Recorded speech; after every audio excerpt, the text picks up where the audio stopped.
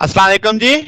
आज का लेक्चर हमारे पास close packing of atom in solids के बारे में देखेंगे। ये बेसिकली चंद डेफिनेशंस हैं जो जब हम लेटेस्ट की कैरेक्टरिस्टिक्स देखेंगे, सिंपल क्यूब की, बीसीसी की, एफसीसी की, हेक्सागोनल की, तो वहां पे ये टर्म्स आएंगी। तो इसलिए पहले इनको समझना कि जरूरी है कि ये क्या है, इनके फार्मूलाई क्या है जिनको हम आगे इस्तेमाल करने वाले हैं। तो पहली जो हेडिंग है वो है close packing of atom in solid. नाम से जाहिर हो रहा है कि हम देखने वाले हैं कि भाई आपके पास एक कम से कम वॉल्यूम के अंदर कितने एटम आने वाले हैं। फिर यहां से एक डेफिनेशन बनाएंगे पैकिंग फ्रैक्शन, फिर एक टर्म आएगी कोऑर्डिनेशन नंबर, फिर देखेंगे कि लेटेस्ट कांस्टेंट कैसे कैलकुलेट किया जा सकता है किसी भी लेटेस्ट का, फिर एटॉमिक रेडियाई को समझेंगे कि ये क्या होगा। तो शुरू करते हैं। Close packing of atom in a solid. तो packing of atom in a minimum आपके पास टोटल वॉल्यूम के अंदर जो होगा वो आपके पास क्लोज पैकिंग कहलाएगा। क्या मतलब कि आपके पास जब हम कहते हैं कि एटम क्लोजली पैक्ड है, तो ये बिल्कुल आपके जहन में ऐसे आना चाहिए जैसे मटर के दाने निकाल के आप एक जार में रख दें। जिस तरीके से वो एक दूसरे के साथ इन कांटेक्ट होते हैं, क्लोजली पैक्ड होते हैं, इसी तरीके से एटम भी सॉलिड में क्लोजली पैक्ड होते हैं। अब हम जानते हैं कि सॉलिड के अंदर जो एटम होते हैं उनमें अट्रैक्शन और रिपल्शन की फोर्सेस चल रही होती हैं। अब एटम के, क्रिस्टल के, सॉलिड के कायम बने रहने के लिए जरूरी है कि आपकी अट्रैक्शन वाली फोर्सेस गालिब आए ताकि वो उसको पकड़े रखें। रिपेल करेंगी वो तो दूर दूर बिखरेंगे, तो अट्रैक्टिव फोर्सेस को गालिब होना चाहिए। इसका मतलब ये हुआ कि आपके पास हर एटम दूसरे अपने हमसाए वाले एटम के साथ बराबर बराबर यानी ये उसके साथ यानी अटैच होगा, अट्रैक्ट करेगा। हाँ, यानी एक एटम आपने चुन लिया तो उसके हमसाए में जितने एटम होंगे वो उन सबको अट्रैक्ट कर रहा होगा। ठीक है, तभी सॉलिड बना रहेगा। तो हम कहेंगे कि भाई इसके नतीजे में जो क्रिस्टलाइन सॉलिड्स के एटम्स हैं उनके पास सलाहियत होती है कि वो अपने आप को क्लोज पैक में सेटल कर लें, यानी एक क्लोज पैक में अपने आप को रखे, कायम रखें। तो डेफिनेशन एक है हमारे पास पैकिंग फ्रैक्शन। तो जनाब, पैकिंग फ्रैक्शन बुनियादी तौर पे क्या है, एक क्वांटिटेटिव मेजरमेंट है कि भाई कितने क्लोजली पैक्ड है, कि एक आपके पास पैरामीटर के अंदर एटम किस हद तक एक दूसरे के करीब आएंगे। अमूमन इसका जवाब हम परसेंटेज में बताएंगे। तो ये चीज पैकिंग फ्रैक्शन कहलाती है।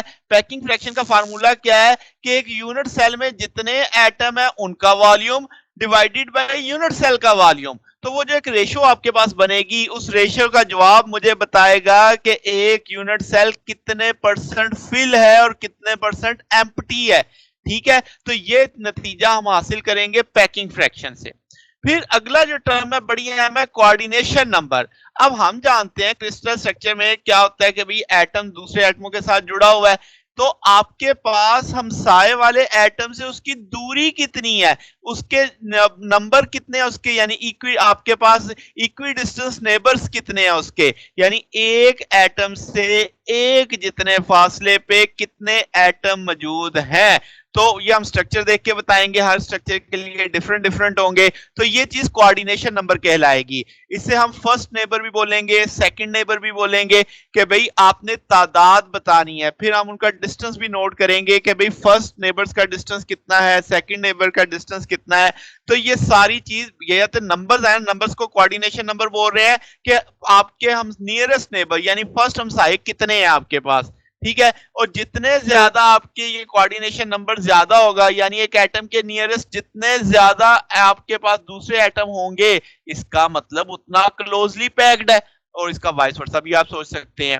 अब आप लेटेस्ट कांस्टेंट कैसे कैलकुलेट करेंगे। लेट्स से हम एक क्यूब की बात करते हैं जिसकी साइड ए है, इसका मतलब सारी साइडें ही ए होंगी, डेंसिटी उसकी रो है, क्रिस्टल। अब मैं कहता हूं यूनिट ऑफ वॉल्यूम्स है, आपके पास वॉल्यूम आपने निकालना है यूनिट सेल का। तो तीनों साइडें चूंकि बराबर है तो ए क्यूब आ जाएगा। अब वॉल्यूम मालूम है, डेंसिटी मालूम है, तो मैस निकाला जा सकता है यूनिट सेल का। तो आप कहोगे कि डेंसिटी को वॉल्यूम से जरब दे दो। इसका एक और तरीकाकार भी है। अगर मैं कहूं कि मेरे पास n लेटेस्ट पॉइंट्स है पर यूनिट सेल, ठीक है, तो क्यूब की सूरत में तो वैसे मैं आपको जनरल बता देता हूं एक ही होता है, मगर आपके पास बीसीसी में, आपके पास इस तरह एफसीसी में, बीसीसी में 2 होते हैं, एफसीसी में 4 होंगे। तो आपने लेटेस्ट पॉइंट्स पर यूनिट सेल को स्मॉल एन से जाहिर किया, एम मॉलिक्यूलर वेट है, एन एवोगैड्रो नंबर है। तो अगर मैं कहूं एक मॉलिक्यूल का मास कितना होगा, तो आप बोलोगे m by n। हमको मैं कहूंगा mass of each unit cell, तो उतने लेटेस्ट पॉइंट्स से जरूर दे देंगे। इकाई जैसा सवाल है, तो ये भी यूनिट सेल का मास, ये भी यूनिट सेल का मास, लेफ्ट साइड सेम है तो राइट साइड भी क्या होनी चाहिए, सेम। वो मैंने बराबर कर दी। यहां से एक क्यूब निकाला जा सकता है, आपके पास डेंसिटी दूसरी तरफ जाके डिवाइड कर देगी, पावर दूसरी तरफ ले देंगे, तो ये अब आपके पास लेटेस्ट कांस्टेंट आ गया। एन यहाँ पे क्या है, लेटेस्ट पॉइंट्स पर unit cell, M molecular mass, weight, rho density, N Avogadro number.